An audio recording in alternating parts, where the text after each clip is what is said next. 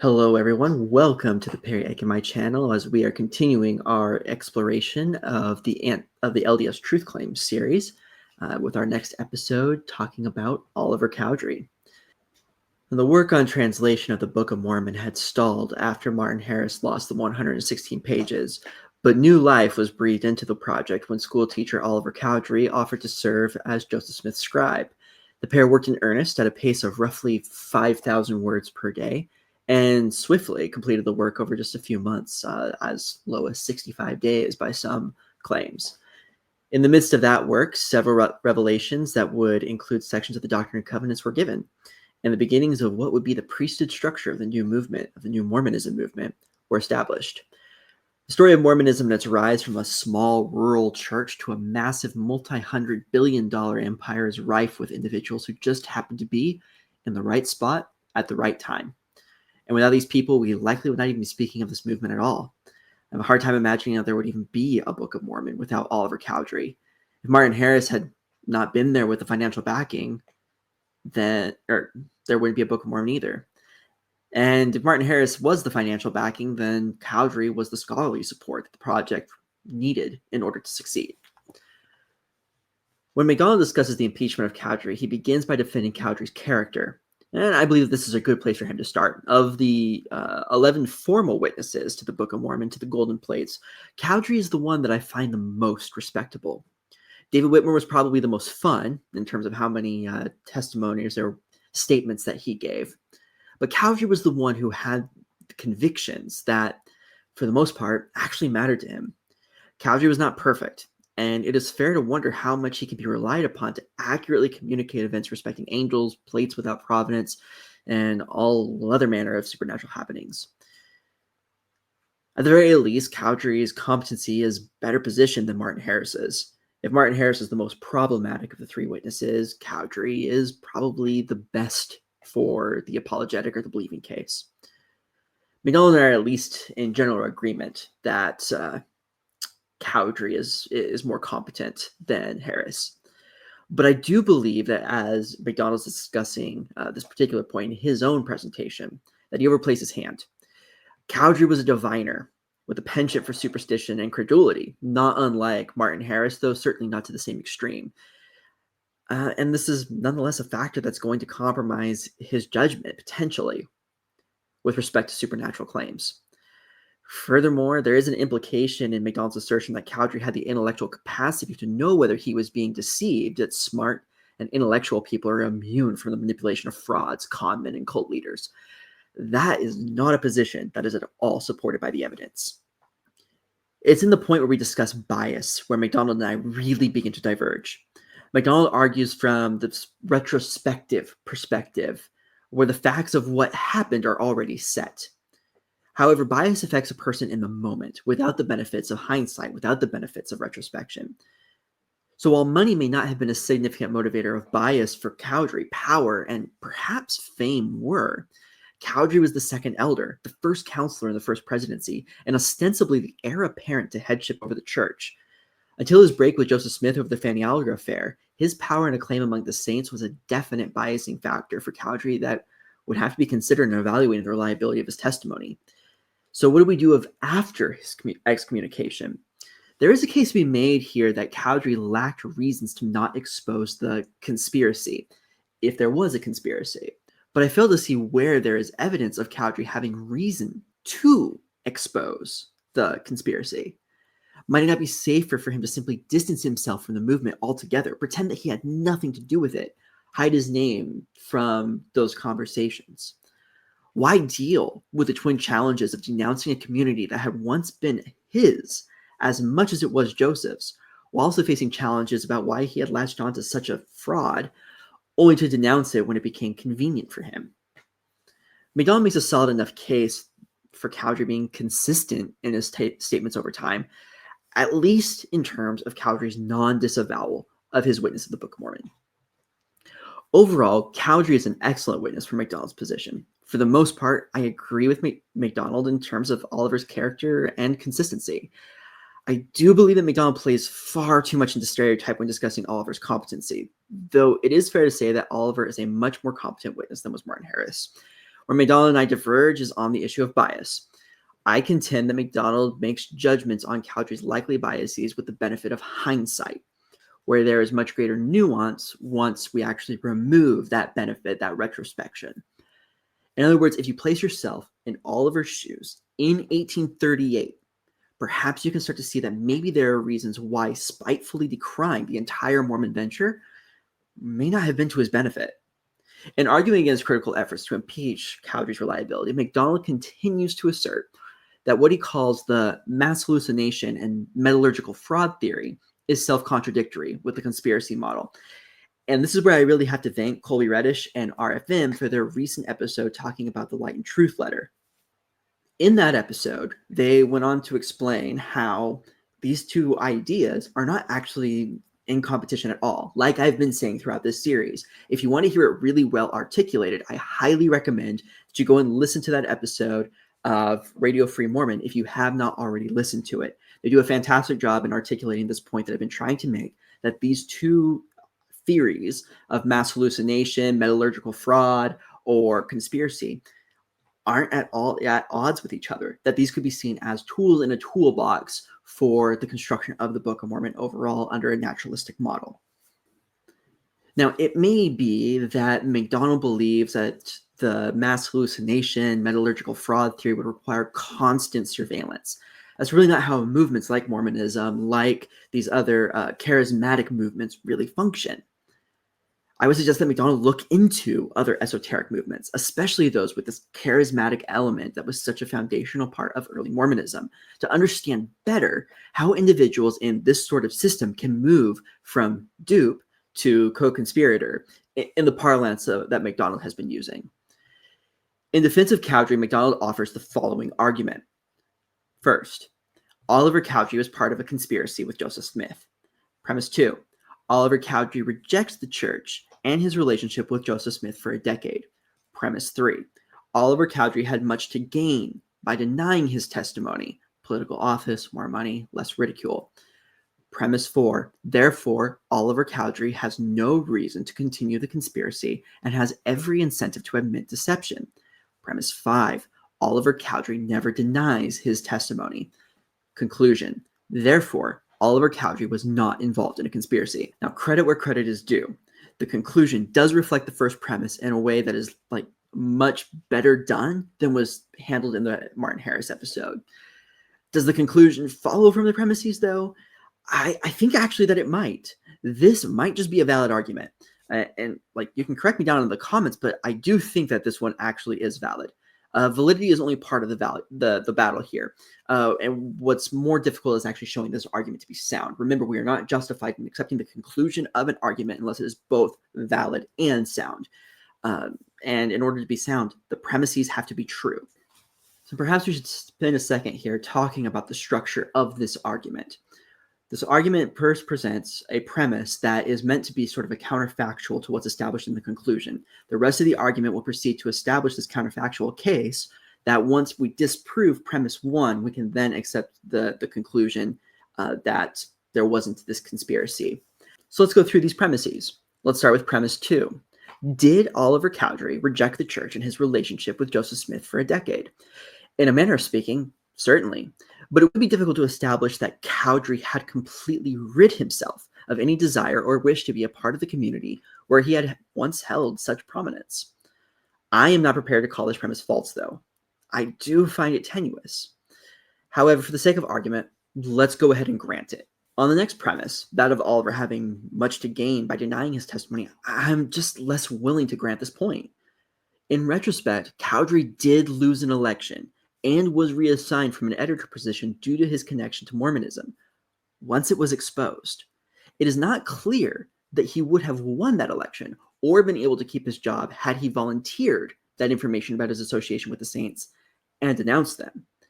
Considering the tensions in the late 1830s and the 1840s, it is not unreasonable to believe that Oliver had cause to think that any revelation of his connections to the Mormons would be deleterious to his career and his political ambitions. Such fears would have received validation when he lost political office and his role as an editor, when the same was revealed on separate occasions. The premise is therefore unsubstantiated. I don't want to go so far as to rate it as false, but I'm not willing to accept it as true either. For the next premise, even were we to grant all the previous points, while it can perhaps rightly be said that Oliver had no incentive to protect the conspiracy, it is another thing entirely to claim that he had incentive to actually speak against it. One such example may be that he found himself in a sort of prisoner's dilemma with his brother-in-law David Whitmer. If one denounced Mormonism but the other did not, then there may have been perceived consequences. Whether they were actual consequences, a matter of speculation and debate. Of course, were they in such a state to consider this option, they would have been fools to keep records substantiating their hidden fraud. We are not justified in accepting as fact that Oliver and David were in a prisoner's dilemma, but that the option exists as a possibility which cannot be entirely eliminated does curtail the reach of this particular premise. You may be able to identify other possible scenarios which could disincentivize action on Cowdery's part. That Oliver never denies his testimony is just accepted for the sake of argument. Considering the unsubstantiated premises in this argument, the argument is not sound. We are not justified in accepting the conclusion that Oliver was not involved in a conspiracy. Note that this also doesn't not entail that accepting the conclusion that Oliver was involved in a conspiracy. Other arguments would be needed to address that particular question. Those arguments are not going to be found in this presentation. We're not going to go through them in this particular response either. Now we will discuss what McDonald is going to call the Oliver Cowdery proposition. McDonald presents this as follows. Decades of confirmation from non-LDS witnesses to his honesty, lost position as second elder, and severed relationships with Joseph and his living among non-believers for most of his life. That he lost a job in political campaigns due to his testimony, that there's no reasonable evidence for inconsistent statements, and there are actually many consistent statements, and no attempt made by critics to attack his mental competency and an abundant evidence of his mental abilities. All of that points to, in McDonald's estimation, it being reasonable to accept Oliver Cowdery as a reliable witness for his claim. Though this was stated during the Martin Harris episode, I believe it's even more important to point out in this episode because Cowdery is a better witness than Harris. The conclusion does not follow from the premises in this particular argument. It's not even really structured like an argument. We could accept all of the premises here and still find the conclusion false due to a hidden assumption buried in the conclusion. And it has to do with what it means to be a reliable witness and the nature of Cowdery's claim.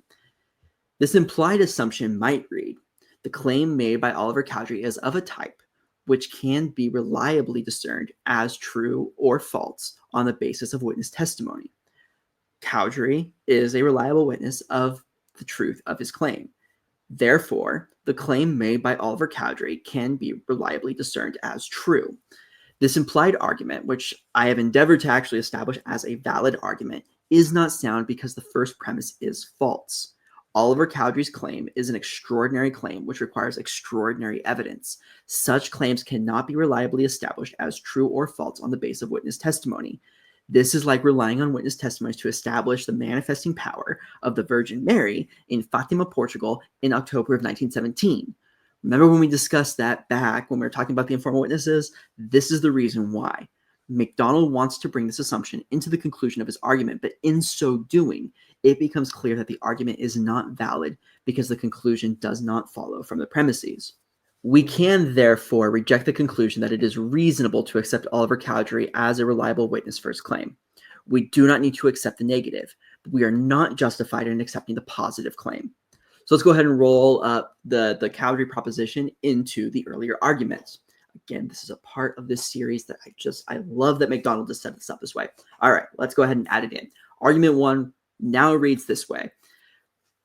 Premise A, at least 14 informal witnesses claim that he or she felt plates weighing between 40 to 60 pounds, lifted the plates, were shown the plates by angels. Premise B, many non-converts and non-friends tried to steal or bargain for the plates. Premise C, Martin Harris's half-century-long testimony of the angels and the plates is reliable. This is the Martin Harris proposition. Premise D, Oliver Cowdery's testimony of the angel and plates, as well as receipt of divine authority, is reliable. This comes from the Oliver Cowdery proposition. Conclusion. Therefore, it is reasonable, probable, that Joseph Smith in fact possessed plates weighing between 40 to 60 pounds and received divine authority as he and Oliver claimed. All right, so we've already done the show with premises A, B, and C. They don't function. And E still does not follow from the premises, so we still have an issue of validity. We rejected the modest conclusion of D back when we were actually discussing the Oliver proposition in and of itself. But look at what McDonald has actually done here. He slipped in an extra claim that we did no work in establishing earlier, namely that the receipt of divine authority is established as reliable. At no point did McDonald make an argument for that. But here he goes ahead and slips it in without justification, as though we wouldn't notice. But we noticed. He mentions that these claims were made, but he does not provide an argument for justifying their accuracy, not in the way that the argument is made for the plates, which is actually pretty detailed. So this becomes a red herring, and it ultimately has nothing to do with whether or not there were any plates at all. And so now we'll go ahead and get into argument number 2, and this is starting to get pretty long, and so the text might be a bit crammed here, but we're going to make it work. Let's go ahead and go through it. Premise A, Joseph Smith is a fraud by metallurgical fraud and massive hypnosis/hallucination. Premise B, therefore Joseph creates extensive metallurgical fraud to dupe the natural 22 witnesses, or the 22 natural witnesses. Premise C, Joseph is confident enough in his fraud to copy characters and seek out the best scholars of his day to, quote, get them translated. Premise D, his characters are believed by scholars such as Minchell and Anthon, because if not, Martin is not part of the conspiracy, not a dupe.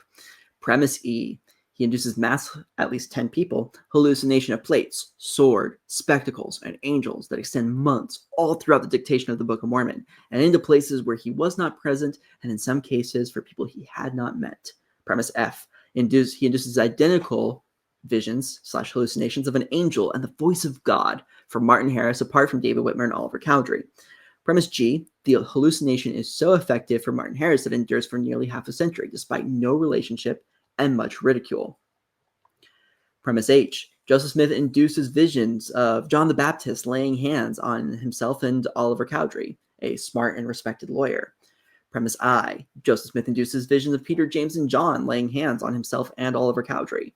Premise J, Joseph Smith induces visions of Jesus, Moses, Elijah, and Elias for Oliver Cowdery. Premise K, the hallucination is so effective for Oliver Cowdery that it endures for decades, despite no relationship and large potential gains for denial. Premise L, it is highly improbable that Joseph Smith could have accomplished B through K. Conclusion, therefore it is reasonable, probable, that Joseph Smith possessed plates as he claimed. In this argument, McDonald does not fix the structural issues at the core of the argument, but he does add a series of premises about Joseph Smith inducing visions. McDonald does get pressed on this during his presentation when one class member asks about whether someone who was duped at one point could become a co-conspirator, sort of like out of frustration or just doubling down on something they've already invested so much into. Remember going back to the Colby Reddish RFM video.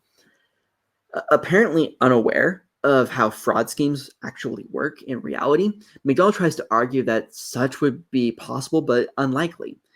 However, this is actually rather a likely scenario, and this becomes a problem for premise L, as it takes that from highly improbable to rather explicable. I'm generally uninterested in litigating premises H through J, as it seems so is McDonald, because he skips over all of that and just throws them into this particular argument. These are all red herrings that have no basis on the truth or falseness of the conclusion. Joseph could have possessed plates exactly as he claimed, and not a single one of these other points is needed to establish that. On the other hand, every single one of those other things could have happened, but the plates may not have existed at all. At the end of this one, we are left with a few extra premises in our arguments. Again, massive credit to McDonald for this really clever approach to the series overall. The premises that we've added just do not resolve the fundamental structural problems in the arguments that are being made. And furthermore, the premises added don't stand up to scrutiny. We saw this when we tested the Oliver Cowdery proposition, and the ones that are added to argument 2 are pretty much all red herrings that are irrelevant to the conclusion being made in the argument. So that's it for this one. Thank you all so much for your support. Don't forget to like, comment, subscribe, do all the fun little YouTube things, and we'll catch you in the next one when we talk about the final of the three witnesses, David Whitmer. See you then.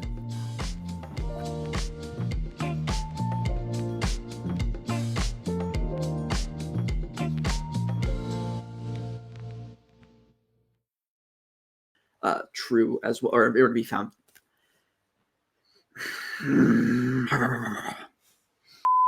So that's it for this one. Thank you all so much for your so that's it for this one. Thank you all so much for your support. Don't forget to like, comment, subscribe, do all the fun little YouTube things.